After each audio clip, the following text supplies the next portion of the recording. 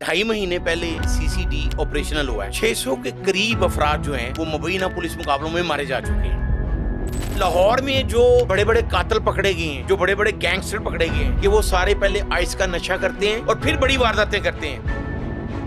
तो फिर बरकी में ही मुकाबले हो रहे हैं। सारे पंजाब के डाकू जो हैं वो वहाँ पे अपना सामान रखते हैं। बरकी, मनावा, ये वो थाने हैं, रायविंड, शादबाग। तो इन्होंने कहा कि 90 दिन में ये क्राइम कंट्रोल कर लेंगे। लाहौर में से कत्लो गारत हाँ बढ़ाई पुलिस ने। एक सब इंस्पेक्टर है, वो जब कांस्टेबल था तो टीपू ट्रक्का वाले का वो भाई बना हुआ था। जब टीपू ट्रक्का वाला कत्ल होता है तो वो एयरपोर्ट पे मौजूद होता है। जब बलाज कत्ल होता है तो वही बलाज के साथ मौजूद होता है। जब एहसन शाह को जेल से निकाला जाता है तो वही सब इंस्पेक्टर होता है। एक फिक्रा जो बार बार मेरे सामने आ रहा है वो ये है कि अब औरत 10 तोले जेवर पहन के भी निकलेगी रात को 12-1 बजे, तब भी कोई उसकी तरफ नहीं देखेगा। जब वजीर-ए-आला पंजाब मियां शहबाज शरीफ थे तो उस दौर में 900 से ज्यादा अफराद को मुबैना पुलिस मुकाबलों में मारा गया। अगर पुलिस मुकाबलों की वजह से क्राइम कंट्रोल होता तो आज बड़ा ना होता, फिर कम हो गया होता। और पुलिस पर अल्लाह का इतना करम है कि पुलिस मौजाना तौर पर ये 600 मुकाबलों में बच गई। रिकॉर्डिंग मौजूद थी कि सीआईए के बंदे जो थे उन्होंने बंदे पकड़े, दुश्मनदारों से बात की,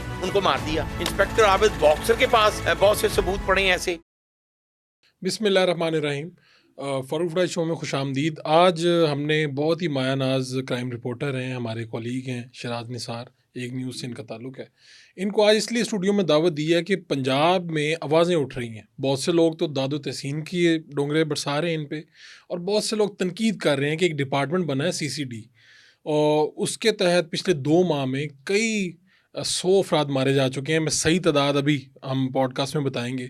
ये सीसीडी क्या कर रहा है, किन लोगों पे हाथ डाल रहा है, क्या मावरा अदालत कत्ल हो रहे हैं पंजाब में, और क्या इससे कोई इम्पैक्ट भी पड़ेगा या नहीं पड़ेगा, इस पूरे डिपार्टमेंट को बनवाने के पीछे कहानी क्या है, सारी बातें आज आपसे पूछते हैं। बहुत शुक्रिया, आपने वक्त दिया जनाब जी। ये पहले तो ये बताएं कि ये सीसीडी क्या है, और ये कोई नया डिपार्टमेंट, ये तो पता चल गया कि क्राइम कंट्रोल डिपार्टमेंट, लेकिन ये कौन सी पुलिस के कौन से मायानाज अफसरान लिए गए इसमें, ये बना कैसे, इसकी कहानी क्या है? फरूख साहब बहुत शुक्रिया, बड़ा अच्छा टॉपिक आपने डिस्कस किया है। सिर्फ 2.5 महीने पहले सीसीडी ऑपरेशनल हुआ है ठीक है। और 600 के करीब अफराद जो हैं वो मुबैना पुलिस मुकाबलों में मारे जा चुके हैं। 600 अफराद जो हैं वो मारे जा चुके इस हैं। हिसाब से तो हर महीने तकरीबन 200 से ज़ायद अफराद मारे जा रहे हैं। हाँ जी, बिल्कुल ऐसे ही ठीक है। है। बल्कि आप 300 भी कह सकते हैं, चूंकि अभी जो सीसीडी काम कर रही है, जिस तरह अभी चंद रोज पहले फैसलाबाद के 4 भाई वो पुलिस मुकाबले में मारे गए, और उस गैंग में वो शाह गैंग के नाम से मशहूर था, 7 अफराद शामिल थे जिनमें 4 भाई हैं, और वो 7 के 7 मार दिए गए हैं। अब फैसलाबाद के जो लोग हैं वो बहुत अप्रिशिएट भी कर रहे हैं पुलिस को, चूँकि वो भत्ता मांग रहे थे, कत्लो गारत में मुलव्वस थे, अगवा बराए तवान की वारदातें कर रहे थे। 4 भाइयों वाला था, जो 4 भाइयों वाला गैंग है वो 7 के 7 ही मारे जा चुके हैं। अब बेशुमार ऐसे भी लोग हैं, जिस तरह जनूबी पंजाब में एक मुकदमा दर्ज हुआ है, वो मुकदमा इंक्वायरी के बाद दर्ज हुआ है कि ये मुकाबला सीसीडी ने गलत किया है और पकड़ के उसको मारा है। अब उसकी तफ्तीश भी हो रही है, और अब ये भी सुनने में आया है कि कोई वकला का एक पैनल जो है वो हाई कोर्ट में गया है। अब इस बात की तस्दीक नहीं हुई अभी ये कि सीसीडी जो मुकाबले कर रही है तो वो उनको ये ज़रूरत क्यों पेश आ रही है कि वो रात के 2 बजे ही जाते हैं। ठीक है। अब ये जो लोग मारे गए हैं, इसमें आपने एक मिसाल तो फैसलाबाद की दी, पूरे पंजाब में लोग मारे जा रहे हैं। ये लोग कौन हैं? और अभी तो लोग, मैं देख रहा हूँ, अप्रिशिएट भी बहुत कर रहे हैं सोशल मीडिया पे, जी कमाल हो गया जी, अब तो अमन होगा। और एक फिक्रा जो बार बार मेरे सामने आ रहा है वो ये है कि अब औरत 10 तोले जेवर पहन के भी निकलेगी रात को 12-1 बजे, तब भी कोई उसकी तरफ नहीं देखेगा। अब ये बताएं हो क्या रहा है? फरूख साहब, जो एडिशनल आईजी हैं सुहेल जफर चट्टा, जो उन्होंने हमारे साथ मीडिया के साथ बैठ के बात की, अगर उस पे वो पूरा उतरे तो फिर क्राइम कंट्रोल होगा, और अगर वो भी वैसे ही बुलंदोबांग दावे रहे जिस तरह आज तक पंजाब में 62 के करीब आईजी जो है वो तब्दील हो चुके हैं, लेकिन थाना कल्चर तब्दील नहीं हुआ। सुहेल जफर चट्टा ने ये बात की थी कि जी सबसे पहले एहतसाब जो है वो मेरी ज़ात से शुरू होगा और नीचे तक जाएगा। ठीक है। करप्शन इसमें नहीं होगी, और अगर किसी ने कोई इस तरह का मुकाबला किया, जो लोग कह रहे हैं कि भाई, जो लोग कह रहे हैं और जो मिसालें मौजूद हैं, OCU CAE जो करते रहे हैं कि जो कोई क्रिमिनल था, कोई जुराइम पेशा था, शूटर्स थे, उनको पकड़ के तो दूसरे मुखालिफ ग्रुप से पैसे लेके उसको मारा जाता रहा है। ऐसा हुआ है।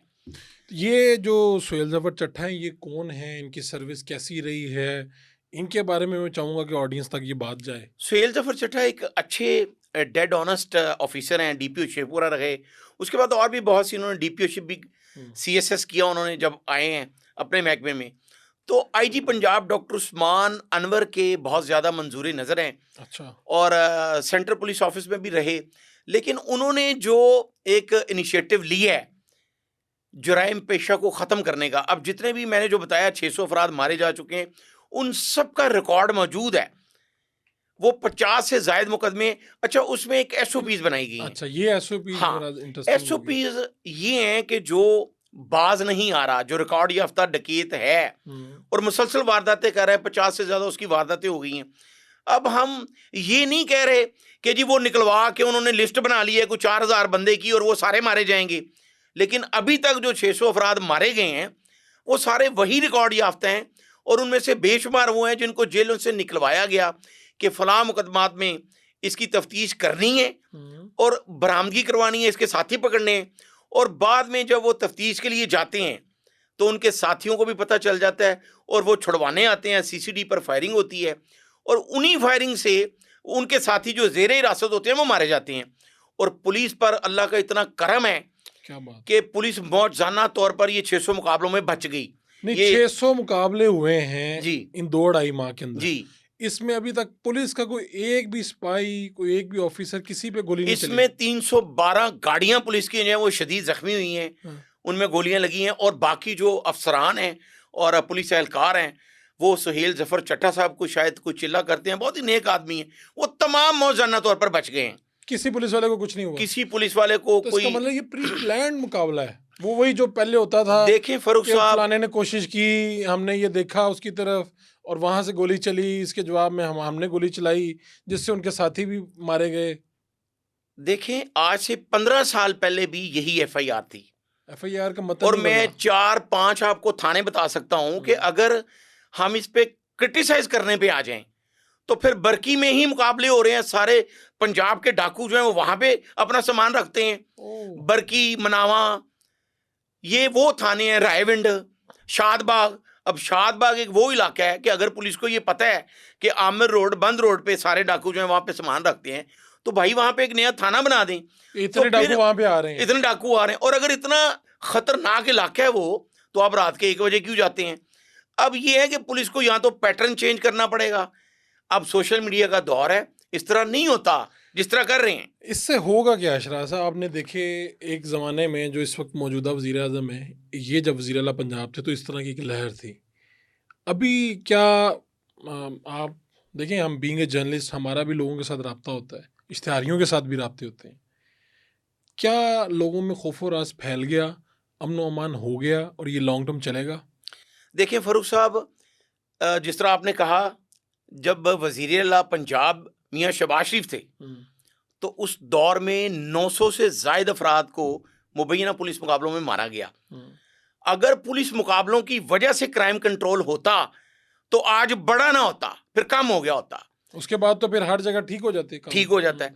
अब जब 1 यूनिट सिस्टम 1972 में ख़त्म हुआ तो जो पहला कांस्टेबल लाहौर में शहीद हुआ था, लतीफ़ उसका नाम था, वो इस्लामपुरा की चौकी में डाकुओं के साथ मुकाबले में मारा गया।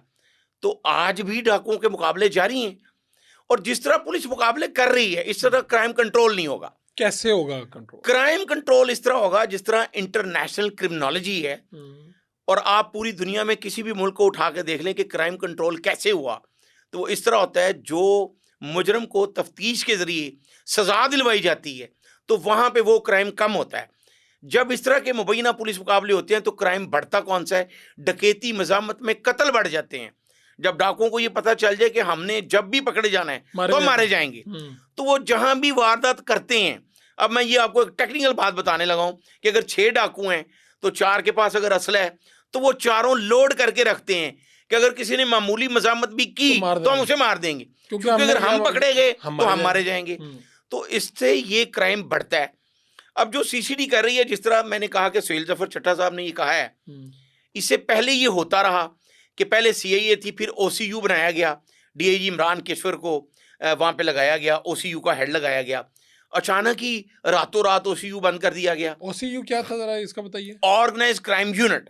काम ये वही करता था जो सीसीडी कर रही है? देखें, काम सबका वही है। या तो फिर इस तरह करें जिस तरह 1947 में पाकिस्तान बनने के बाद सबसे पहले इंटेलिजेंस ब्यूरो बना, उसके बाद उन्होंने महसूस किया कि आईएसआई भी होना चाहिए, फिर एमआईए भी बना, और भी बहुत से विंग बने जो आज तक एग्जिस्ट कर रहे हैं। हमने शाहीन फोर्स बनाई, फलां फोर्स बनाई, वो सब खत्म हो गई। तो ऐसा क्यों है? चूंकि इनकी आपस में कोऑर्डिनेशन नहीं है। तो अभी ये जो डिपार्टमेंट है, इसके पीछे भी कह रहे हैं दो बड़ों की लड़ाई है। देखिए, मैं आपको वाज़िह तौर पर बता देता हूं, एक पंजाब के आला पुलिस अफसर हैं उनकी, और एक लाहौर के आला पुलिस अफसर हैं, उन दोनों के धड़े बन चुके हैं। अब इमरान केशवर जो बहुत अच्छे तरीके से ऑर्गेनाइज क्राइम यूनिट को चला रहे थे, उनको फौरी तौर पर हटा दिया गया, और 4 दिन बाद अनाउंस हुआ जी एक नया डिपार्टमेंट बन गया है। उस पर जब सवाल उठाए गए तो फिर उसको असम्बली से भी मंजूर करवा लिया गया। तो आईजी पंजाब डॉक्टर उस्मान अनवर और सुहेल जफर चट्टा ने वज़ीर-ए-आला पंजाब मरीम नवाज को वाज़िह तौर पर बताया कि एक ऐसे डिपार्टमेंट की ज़रूरत है जो मेरिट पे जो जराइम पेश हैं उनके खिलाफ कार्रवाई करें। तो अब देखें, अदालत का जहां तक अदालत की बात आती है, तो अगर ये तफ्तीश ही उस नहज पे नहीं करेंगे तो अदालत तो बंदा छोड़ेगी। अब ये तफ्तीश से भागते हुए अगर मुबैना मुकाबले करेंगे तो इससे क्राइम कम नहीं होगा, बल्कि अवाम में खौफो खराश बढ़ेगा।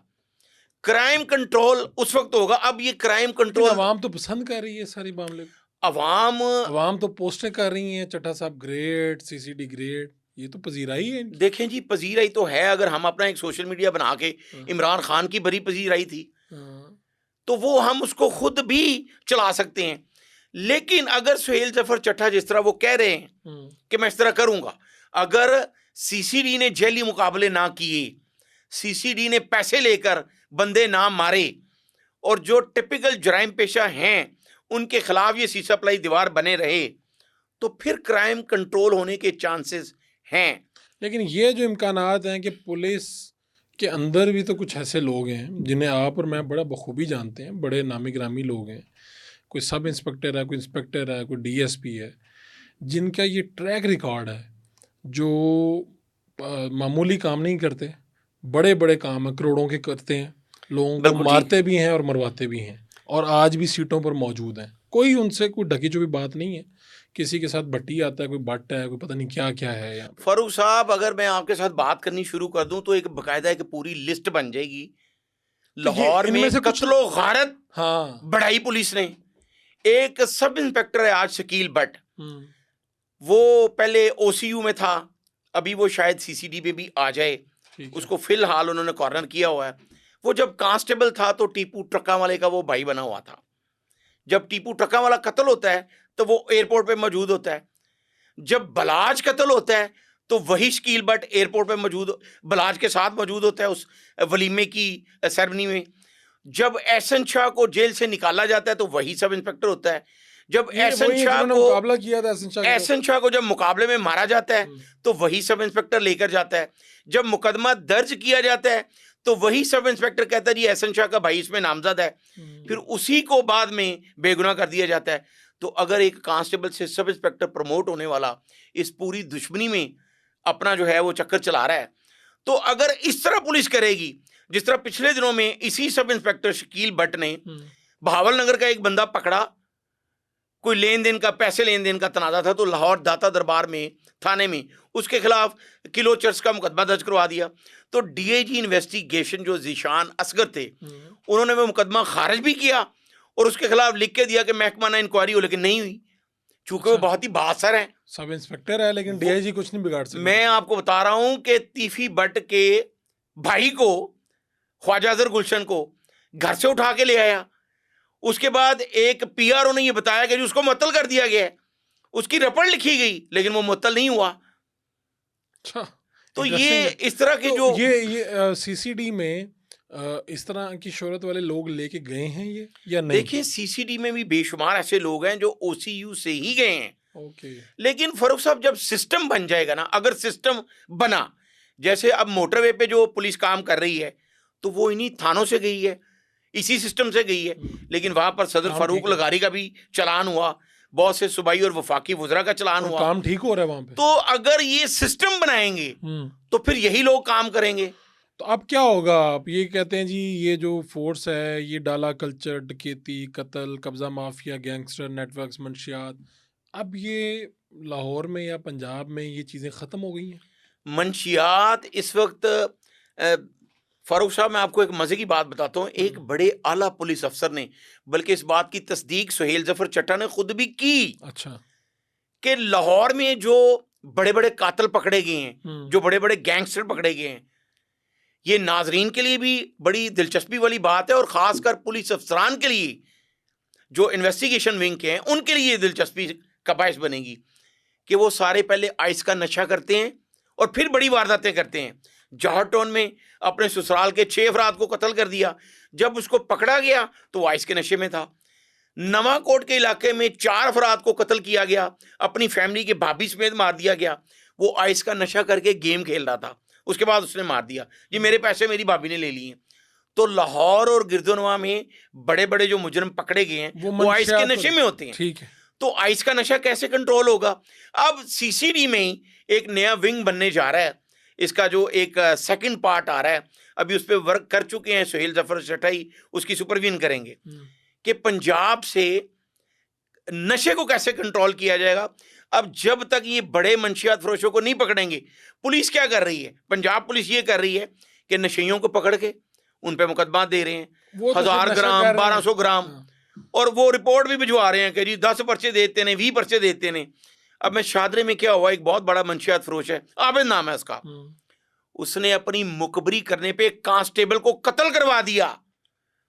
मुकदमा दर्ज हुआ तो उसी थाने की पुलिस उसको सपोर्ट कर रही थी। तो जब इस तरह का काम होगा तो फिर क्राइम कंट्रोल नहीं होगा। तो इन्होंने कहा कि 90 दिन में ये क्राइम कंट्रोल कर लेंगे। देखिए, सुहेल जफर चट्टा ने एक बड़ी खूबसूरत बात की है। उन्होंने एक ऐलान किया, जिस तरह साबिक सीसीपी लाहौर थे परवेज राठौर जी, बिल्कुल, उन्होंने एक ऐलान किया था कि अगर किसी के पास नाजायज असला है तो वो जमा करवा दे, उसके खिलाफ कोई कार्रवाई नहीं होगी। तो बहुत से लोगों ने पुलिस लाइन किला गुजर सिंह में अपने जो नाजायज असले वेपन थे वो जमा भी करवाए। फिर उन्होंने एक और भी ऐलान किया कि जो किसी डाकू को मार भी देगा तो मैं उसे एप्रिसिएशन लेटर दूंगा। परवेज राठौर ने यह ऐलान किया, जिसके बाद कई जगह पर शहरियों ने डाकुओं पर गोली चलाई और उनको पुलिस लाइन में बुलवाकर एप्रिसिएशन लेटर दिया गया। तो अभी भी हम देख रहे हैं कि कई मसाजिद में ऐलान हो रहे हैं, पता नहीं अब वो कहाँ पे हो रहे हैं, वीडियो आती हैं सोशल मीडिया पे, ये सही है? जी, सुहेल जफर चट्टा ने खुद भी ऐलान कर दिया है कि अगर कोई जराइम पेशा, उसके खिलाफ कितने भी मुकदमा दर्ज हैं, वो खुद आकर सरेंडर करेगा, वो पेश हो जाएगा और तौबा करेगा कि आइंदा वो ऐसे नहीं करेगा। लोगों की आ रही तस्वीरें कि टोपियां पहनी है, मस्जिद के अंदर कुरान पकड़े हैं, ये सब कुछ हो रहा है? जी बिल्कुल हो रहा है, लेकिन अगर कोई बंदा सीधे रास्ते पे आना चाहता है तो उसको जरूर मौका देना चाहिए। बेशुमार ऐसे लोग हैं, पूरी दुनिया में रिसर्च सेंटर बने हुए हैं।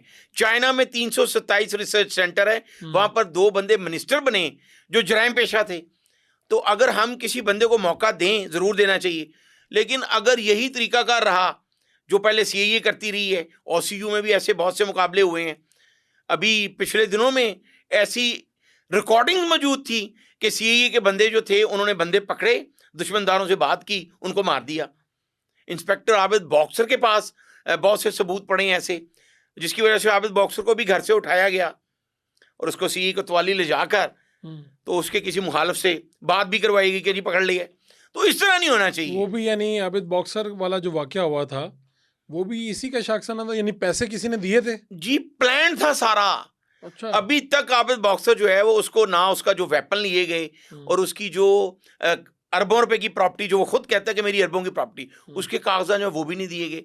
और वो सीसीपी लाहौर बिलाल सिद्दीक के मैना का क्लास फेलो भी है जीसी का, उसके बावजूद। तो यानी क्या मारने के लिए उठाया था, ये चीजें लेने के लिए उठाया गया था? देखें जी, उसको सिर्फ ना निशाने इबरत बनाने के लिए उठाया गया था, जो वो खुद भी इस बात की तस्दीक करता है। और जिस बंदे के कहने पे उठाया गया था वो कभी आबिद बॉक्सर का दोस्त था। अच्छा। और उसके बाद जब उन्होंने अपना टारगेट अचीव कर लिया, देखें जिस तरह रेड किया गया और उसके बाद ये मुकदमा निकला। हाँ। अब आबिद बॉक्सर को ये कहा गया कि आपने मीडिया पे बात नहीं करनी, ये नहीं करना वो।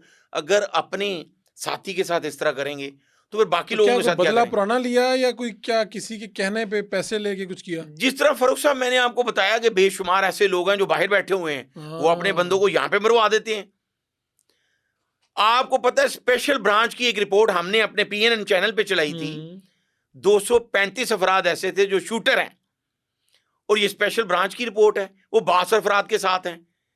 अब उनके खिलाफ क्यों नहीं कार्रवाई होती? उनमें से 40 अफराद मारे भी, बाकी कोई 15-20 जेल में भी गए। लेकिन अगर स्पेशल ब्रांच एक बेहतरीन विंग है, वो बता रहा है कि कत्लो गारत इन 235 शूटर्स ने की है, तो फिर अभी तक वो गिरफ्तार नहीं हुए। ये जो इस वक्त लोग मारे जा रहे हैं, इससे बरक्स के भाई वो उससे फ़ायदा हो रहा है या नुकसान हो रहा है?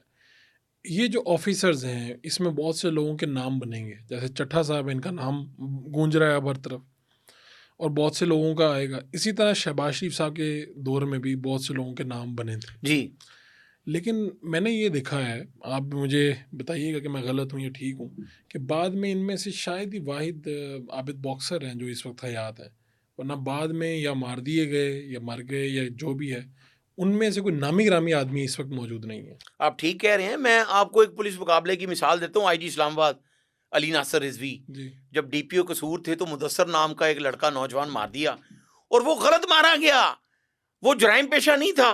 मुदस्सर नाम की वजह से उसको मार दिया गया। बाद में कई करोड़ रुपए देकर उसकी फैमिली से सुलह की गई। तो इस तरह के भी कई मुकाबले होते हैं। देखें, अगर जो ये जो आज कर रहे हैं, इनका मुस्तकबिल क्या होगा इन ऑफिसर्स का, आप क्या देखते हैं? और आपको लगता है कि ये कोई लंबा सस्टेनेबल मॉडल होगा, चलते जाएंगी ये चीज़ें, चलती जाएंगी? फरूख साहब, अब अगर तो ये सीधे नहज पे रहे, जिस तरह मैंने आपको मिसाल दी कि अगर तो कि गड़बड़ नहीं। आईबी, एमआई, ये सारे डिपार्टमेंट बने और आज तक एग्जिस्ट कर रहे हैं। अब आईएसआई जो काम कर रही है वो पाकिस्तान की बका के लिए है। बेशुमार ऐसे रॉ के एजेंट पकड़े हैं उन्होंने, बेशुमार लड़कियां रॉ ने भेजी जो आईएसआई ने पकड़ी। अभी इन्होंने 6 जो बहावलपुर से पकड़े हैं हैंडलर, उनको दुबई से आईएसआई ने जो पकड़े हैं, लाहौर से, पंजाब से, उनको दुबई से रॉ हैंडल कर रही थी और पैसे भी भिजवा रही थी। ये जो हमारे सीटीडी के एसएसपी हैं, उन्होंने हमारे साथ वकार अजीम, उन्होंने बात करते हुए ऑन द रिकॉर्ड का है कि जी ये रॉ इनको फंडिंग कर रही थी, हमने पकड़ा है। तो अगर तो इस तरह का डिपार्टमेंट कोई भी जो सीधे नहज पे रहे, तो वो बाद में भी एग्जिस्ट करता रहेगा। जिस तरह ओसीयू को ऐसे हटा दिया गया जिस तरह किसी बच्चे को कहा जाता है कि चल बाहर निकल। तो ये जो इमरान किश्वर है, इन्होंने रिजाइन दे दिया था, इमरान क्या किश्वर, कहानी थी? बिल्कुल इसमें भी सियासत हुई। देखें, कोई भी फोर्स उस वक्त कामयाब होती है, दुनिया में आप देख लें हिस्ट्री, एक तो उसकी कोऑर्डिनेशन हो, टीम वर्क हो, और दूसरा उस फोर्स के शहरी उसका साथ दें। और फोर्सेस का शहरी उस वक्त साथ देते हैं जब उनमें एहसास तहफ़्फ़ुज़ पैदा हो। अब पूरी दुनिया में आप गए हैं, बाहर के कई मुल्कों में गए हैं, वहाँ पे फोर्स को देख के तो लोग उनको ऐसे ऐसे वेव करते हैं, यहाँ पे देख के तो पीछे मुंह कर लेते हैं कि यार साढ़े तो कुछ अरसना बादन। तो शहरियों में एहसास तहफ़्फ़ुज़ पैदा करना चाहिए। ये बताएं कि ये आईजी पंजाब जो हैं, इनको हर 2 माह बाद, महीने बाद आती है कि हटाए जाने की खबरें, इसमें कुछ सदाकत भी है? और उम्मीदवार कौन है नए? देखिए फरूख साहब, अब ये जो सारी सीटें ये सियासी बन चुकी हैं। क्राइम इस तरह कंट्रोल नहीं होता जब आपके कांस्टेबल से लेके तो आईजी पंजाब तक ये पता चल जाए कि अगर पॉलिटिकल इन्फ्लुएंस ना हुआ तो हमारी जॉब जो है वो नहीं रहेगी। बिल्कुल ऐसे ही हुआ है। सीसीपी लाहौर बलासदी कमेना को आईजी पंजाब लगाने की बात की जाती रही पिछले दिनों में, बड़ी खबरें आती हैं। आईजी पंजाब को जो है वो डीजीएफआई लगाने की बात की जाती रही, और दोनों का जो है वो हमारे वजीर दाखिला मोहसिन नकवी से बहुत पुराना ताल्लुक है, 20 साल पुराना ताल्लुक है, और बातें ये लोग करते रहे कि जी उनकी वजह से। लेकिन फिर बाद में जो है आईजी पंजाब आज तक मौजूद हैं। तो वो बात रहे का ये कहना है कि मरीम नवाज को उन्होंने आईजी पंजाब ने जो ब्रीफ किया है कि क्राइम कैसे कंट्रोल होगा, उस पर वो मुतमईन है। तो अब वजीर आला पंजाब की वो गुड बुक में आ गए हैं। तो ये सीसीडी डिपार्टमेंट भी आईजी पंजाब की ही काविश से बने। इसमें और भी बहुत सी बातें हैं कि लाहौर में जो ओसीयू काम कर रही थी उसकी सुपरवीन बलासदी कमियाना कर रहे थे जो सीसीपी लाहौर थे। ठीक है। उसमें जो ओसीयू थी वो सिर्फ बलासदी कमियाना को जवाब देती, आईजी को नहीं। हालांकि वो जाते थे अगर आईजी बुलाता था किसी को, लेकिन वैसे अमली तौर पे वो जवाबदेह सीसीपीओ के थे। ठीक है। तो इसी तरह एक नया डिपार्टमेंट बना लिया गया है तो अब जो आईजी को जवाब दें। तो इसका मतलब है कि आईजी की अब आप कह रहे हैं कि पूरी पावर्स के साथ आईजी नजर आ रहे हैं, जो बिल्कुल। पिछले कुछ महीनों में हमें थोड़ा फील हुआ कि शायद यस, बिल्कुल नीचे गए हैं। ऐसे ही है। तो मेरे ख्याल में अगर ये इनका टेन्योर देखा जाए तो सबसे लंबा आईजी नहीं है इस वक्त तक। बिल्कुल बिल्कुल, आप ठीक टेन्योर कह के रहे हैं। एतबार से। देखें 1972 के बाद हाँ। जब वन यूनिट सिस्टम खत्म हुआ है तो 62 आईजी आए हैं। और तो हमें ये सबसे ज्यादा इनका टेन्योर अभी है। तक चल रहे हैं निगरान दो और हुकूमत से अभी ये तक। वाहिद आईजी हैं जिन्होंने 39,000 प्रमोशंस की हैं। शायद ना आने वाला को आईजी करे और ना पहले किसी ने की हैं। प्रमोशन भी की हैं, लेकिन फिर उस तरह का रिजल्ट भी होना चाहिए। देखें, जिस तरह हम क्रिटिसाइज करते हैं, आईजी एक जावेद इकबाल थे, उन्होंने चौधरी निसार जैसे इंटीरियर मिनिस्टर के कहने पे एक डीएसपी का तबादला नहीं किया था, तो बाद में उनको हटा दिया गया। 25 एमएनए एमपी जो इकट्ठे हो गए वजीर आला पंजाब के पास चले गए, शहबाज शरीफ साहब के पास, तो उनको डीजीएफआई लगा दिया गया। एक खादम हुसैन डीएसपी थे, समनाबाद उनकी रहायश थी, तो वो अपनी डीएसपी शिप तक रिटायर्ड होने तक वो साइकिल पर रहे। उन्हीं का बेटा सब इंस्पेक्टर आया, तो वो 1 साल बाद उसके पास करोला गाड़ी थी। बहुत से अच्छे पुलिस अफसरान भी रहे हैं जो मिसालें हैं। अब उसी जवेद इकबाल ने जब डीआईजी कराची थे तो मोहतरमा बेनज़ीर भुट्टो को कैबिनेट की मीटिंग में इनकार कर दिया कि ये काम नहीं हो सकता मैम। तो वो इतनी बड़ी खातून थी कि उन्होंने मीटिंग के बाद उसको अप्रिशिएट किया। ये अभी जो रिसेंट हुआ था, वो जो ट्रांसपोर्टर हैं बजाज नियाजी, उनका और पुलिस का, तो हमने देखा कि डीआईजी ऑपरेशन आगे बयान दे रहे थे, फिर खबरें चल रही थी। वो वाकया क्या था असल, उसमें कौन गलत था कौन ठीक? देखें, उसमें कुछ उनको कॉपरेट भी करना चाहिए था, लेकिन कुछ पुलिस की तरफ से भी ज्यादती हुई। अच्छा। चूंकि वो इमरान खान का बड़ा करीबी रहा है, जमान पार्क में उसने बहुत ज्यादा वो न्याजें बांटता रहा इमरान के नाम की। अच्छा। और वहां पे रोजाना खाना पकवाता था। तो कुछ लोगों का ये कहना है कि उसको टारगेट किया गया, लेकिन अब जो पुलिस ने एक एसओपीज बनाई हुई है इश्तिहारियों को पकड़ने के लिए, अब उसी का जो ट्रांसपोर्टर साथी है, उसका अजीज है, रिश्तेदार है, वो इस बात को ऑन कर रहा है। वो भी पीटीआई से है। वो पीटीआई से है। वो कह रहे नहीं, बजाज ने गलत किया है कि पुलिस के साथ तो जरूर कॉपरेट करना चाहिए था। अगर पुलिस कह रही है कि ये जो बंदे जा रहे हैं इनका रिकॉर्ड आना चाहिए, तो वो रिकॉर्ड में क्या कोई धोखा कर रहे थे? उसका ये कहना था कि अगर जो बच्चे या खवातीन हैं, हाँ।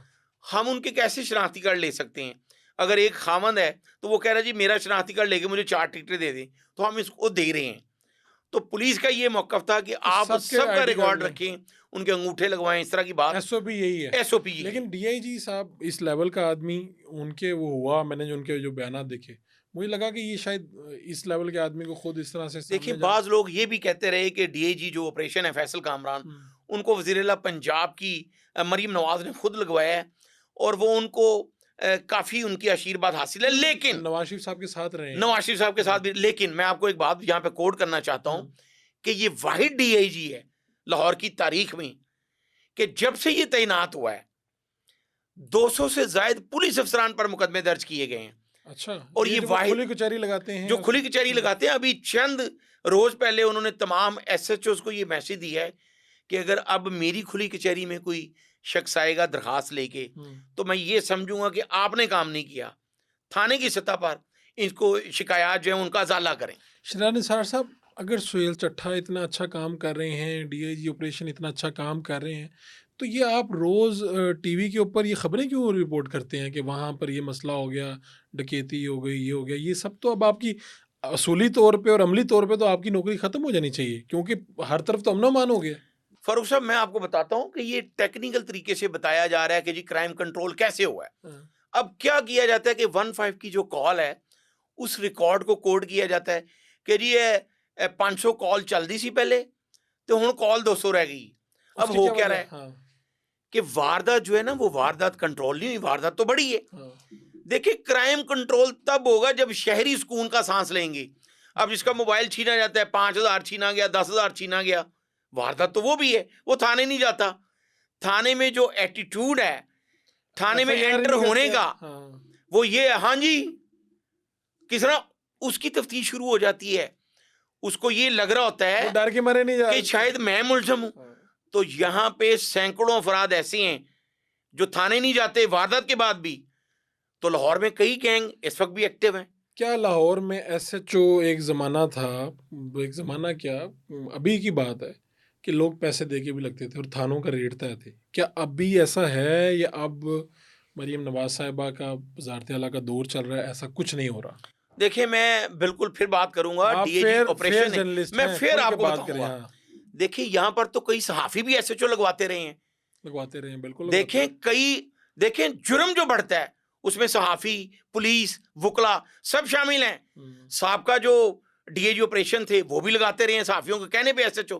अब अगर एक सहाफी एसएचओ लगवाएगा तो इस इलाके में जुआ भी हो, जो मर्जी हो, वो कौन जिम्मेदार है? सहाफी भी जिम्मेदार है, वो पुलिस अफसर भी जिम्मेदार है, वो डीएजी भी जिम्मेदार है जो लगा रहा है।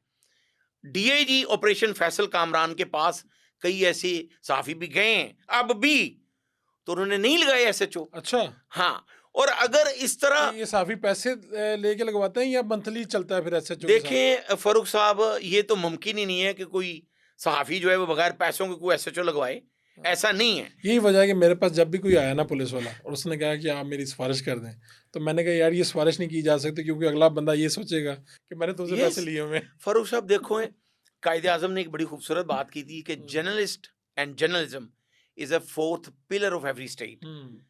लेकिन बेशुमार यूट्यूबर्स ने बर्बाद कर दिया इस महकमे को। तो अब बताएं कि अब एसएचओज मेरिट पे लगे हुए हैं लाहौर में, लाहौर की हद तक आप हाँ बताएं। जी, ये बड़ी अच्छी बात की आपने। देखें पिछले दिनों में अब डीआईजी ऑपरेशन, मैं बार बार उनका जिक्र इसलिए कर रहा हूं कि उन्होंने लाहौर के एक आला पुलिस अफसर के कहने पे 6 एसएचओ नहीं लगाए, 11 एसएचओ की लिस्ट भेजी एक लाहौर के आला पुलिस अफसर ने डीआईजी ऑपरेशन को कि ये लगा दें, तो उन्होंने वही लिस्ट वजीर आला पंजाब को भिजवा दी कि ये मैंने इंटरव्यू नहीं किए लेकिन फलां ऑफिसर कह रहे हैं लगा दें। तो मरीम नवाज साहबा ने ये एक ऐसा काम किया, उन्होंने डीआईजी ऑपरेशन को ये कहा कि जिन एसएचओ के आपने इंटरव्यू किए और आपको लग रहा है कि ये मेरिट पे लग सकता है उसको लगाएं, और जिस आला पुलिस अफसर ने, लाहौर के आला पुलिस अफसर ने आपको लिस्ट भिजवाई उनमें से एक भी ना लगाएं। तो ऐसा ही हुआ। तो आला पुलिस अफसर को कोई मसला नहीं हुआ? आला पुलिस अफसर खामोश हो गया और उनको ये समझ आ गई कि जो डीआईजी ऑपरेशन है वो उनसे कोई भी बात की जाएगी तो वो अगले घर भी जाएगी, और डीआईजी ऑपरेशन अच्छा काम कर रहे और हैं। आला पुलिस, ये बात सुन के तो वजीर आला को चाहिए था कि आला पुलिस अफसर को हटा देती। देखें अब बेशुमार ऐसी चीजें हैं जो वजीर आला के भी हाथ में नहीं है।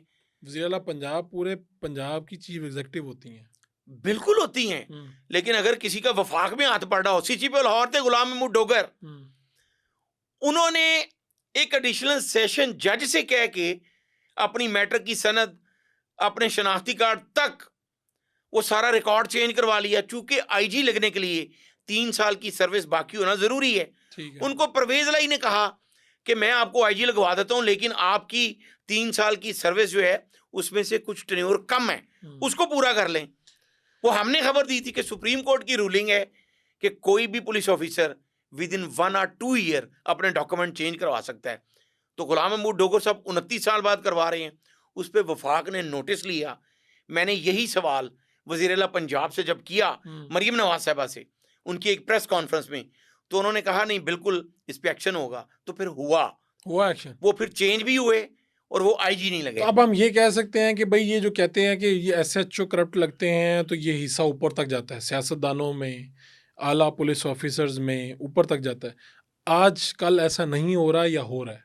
देखें फरूख साहब, ये बहुत से आला पुलिस अफसरान, जिस तरह मैंने जवेद इकबाल जो आईजी उनका जिक्र किया, वो खुद ये बात कर चुके हैं कि अगर एसएचओ चाहे तो हर तरह का क्राइम कंट्रोल हो सकता है। ठीक है, ये मुमकिन ही नहीं है कि किसी जगह पे ब्राथल हाउस चल रहा हो, जुआ ना चल रहा हो, या जराइम पेशा जो हैं अगर उनकी पुलिस सरपरस्ती ना करे तो वो नहीं चला सकते। साबका अदवार में ऐसे एसएचओ थे, जब वो लगते थे तो जराइम पेशा वो इलाका छोड़ देते थे। लाहौर में आज भी ऐसे बेशुमार जराइम पेशे हैं जिनको पता है कि हमने कैसे जुर्म करना है। तो अभी ये सब कुछ चल रहा है या नहीं चल रहा? बिल्कुल चल रहा है, सब कुछ चल रहा अभी भी चल रहा है। इसका मतलब लेकिन है अब कि ये ऑफिसर्स ईमानदार लगे हुए हैं लेकिन काम फिर भी चल रहा है। देखें, अब एक ऑफिसर जो है वो पूरे लाहौर को या पूरे पंजाब को कंट्रोल नहीं कर सकता। अब ये हो रहा है, जिस तरह मैंने आपको बताया कि 200 से ज्यादा मुकदमा दर्ज हो चुके हैं। अब जिसकी शिकायत आती है उस पर इंक्वायरी होती है, तो वो ज़रूर होनी चाहिए। ये क्या है, एक फुल्लू और हंजरा इस तरह नामी शख्स था जिसे बाहर से मेखल लेके आ रहे हैं, ये ला चुके हैं, और एक साहब यहाँ पे थे लंबे बालों वाले वली जान कुछ इस तरह, जिनको अफगानिस्तान भेजा गया। इनकी क्या स्टोरीज हैं, कुछ है अंदाजा? देखिए, मेरे पास इनके बारे में कोई ज़्यादा इन्फॉर्मेशन नहीं है। हाँ, लेकिन जैसे एक और मैं ऐड कर देता हूँ, हाँ, अभी काशिफ ज़मीर को पिछले दिनों को पकड़ा गया, ये क्या इसी सीसीडी वगैरह वाले ये कर रहे हैं? ये इस तरह के लोगों को गिरफ्तार कर रहे हैं जो प्रोमिनेंट हैं, कुछ लोग फारूक खोखर के बारे में भी बातें कर रहे हैं इधर उधर, ये क्या है इनको जो देखिए, पकड़े जा रहे हैं? काशिफ ज़मीर के 14 गनमैनों पे मुकदमा दर्ज हुआ, उनको गिरफ्तार किया गया है। हम्म, काशिफ ज़मीर वो पर्सनैलिटी है जिसने वो जो तुर्क का ड्रामा है, जी जी जी जी। अर्तुगरुल गाज़ी को फ्रॉड कर गया। हम्म, अब उसने जो 15 किलो सोना पहना हुआ था, सारा ही जली है। वो डीएसपी मियां शफकत ने तस्दीक की इस बात की कि वो सारा सोना चेक करवाएगा तो वो जेली था।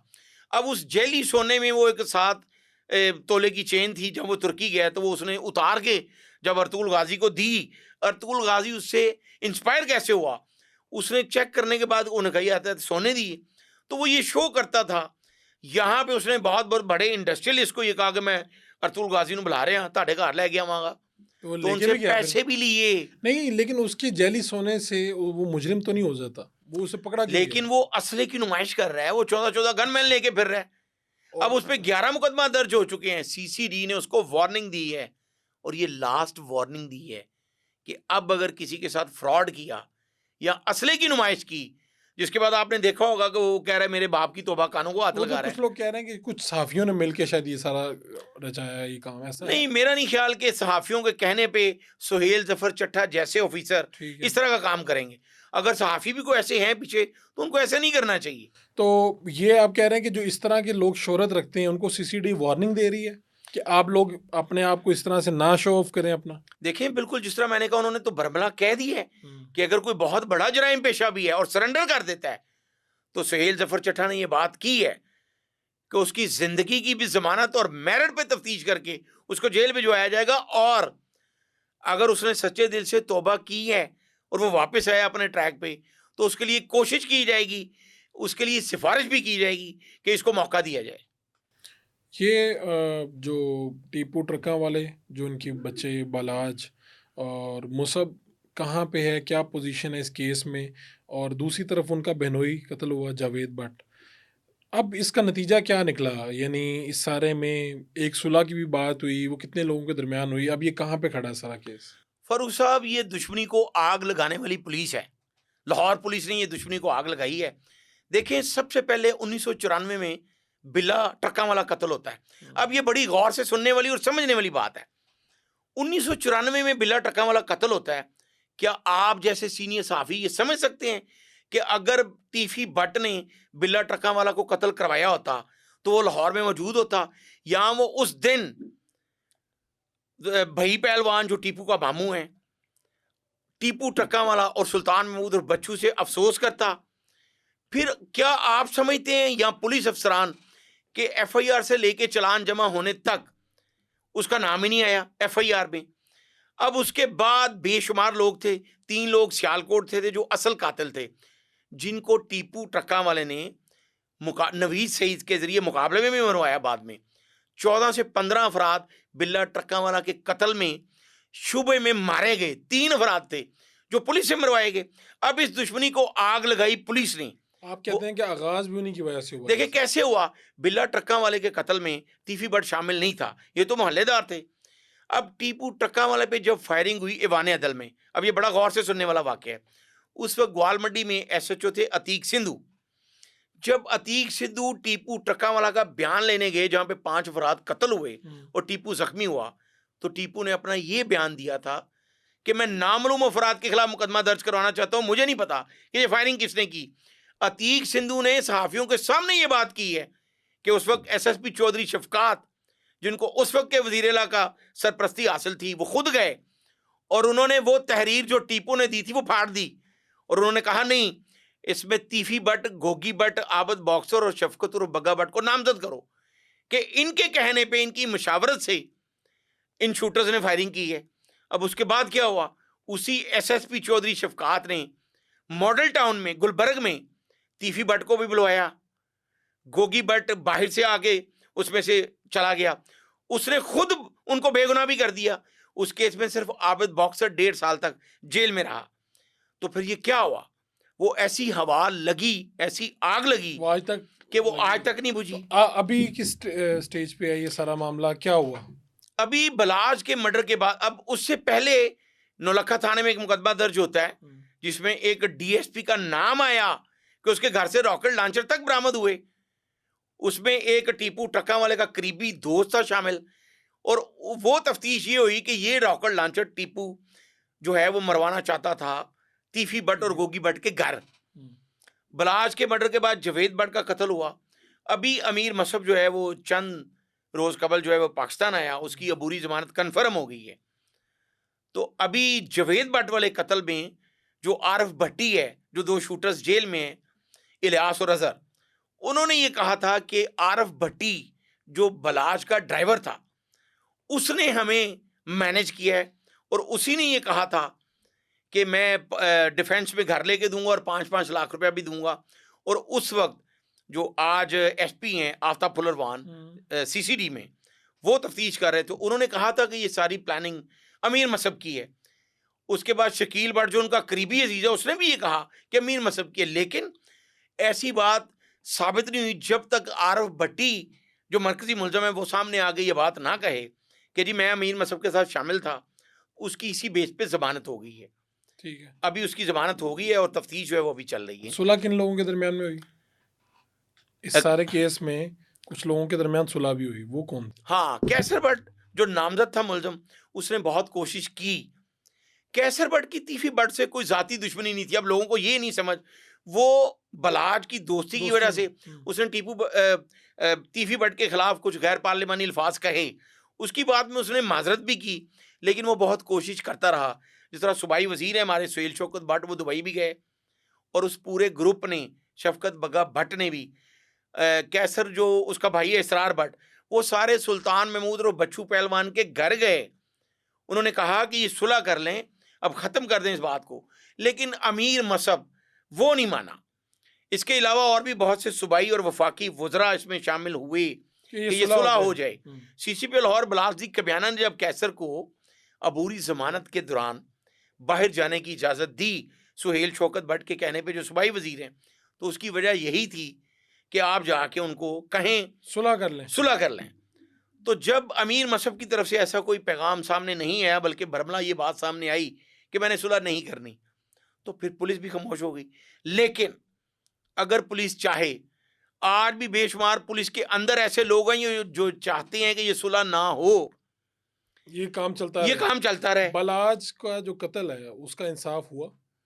देखिए, बलाज के कत्ल में जो तीफी भट्ट है वो इश्तिहारी है, वो बैरून मुल्क है। जो शूटर था मुजफ्फर, वो मौका पे मारा गया। एहसन शाह को जेल से निकलवा के मरवा दिया गया। तो सबूत तो पुलिस खुद खत्म कर रही है। ठीक है, तो मुकम्मल इंसाफ तो तभी मिलता है जब मुकम्मल सच्चाई सामने देखें, इंसाफ तब मिलेगा। फारूक साहब ये बात याद रखिएगा कि जब विंस्टन चर्चिल से पूछा गया था ना, जब दूसरी जंग अजीम में बरतानिया तबाह हुआ, तो उससे पूछा गया कि अब बरतानिया का क्या होगा, तो उसने बड़ी खूबसूरत बात की। उसने कहा कि अगर इंसाफ कायम रहा और सब के लिए बराबर रहा, तो फिर बरतानिया पहले से ज़्यादा तरक्की करेगा। और आज बरतानिया ने तरक्की की है, चूंकि वहाँ पे इंसाफ सबके लिए बराबर है, यहाँ पर नहीं है। इसी बात पे हम इख्तिताम करते हैं कि अल्लाह यहाँ पर भी इंसाफ दे। आमीन। आपका आने का बहुत बहुत शुक्रिया जनाब। Thank you.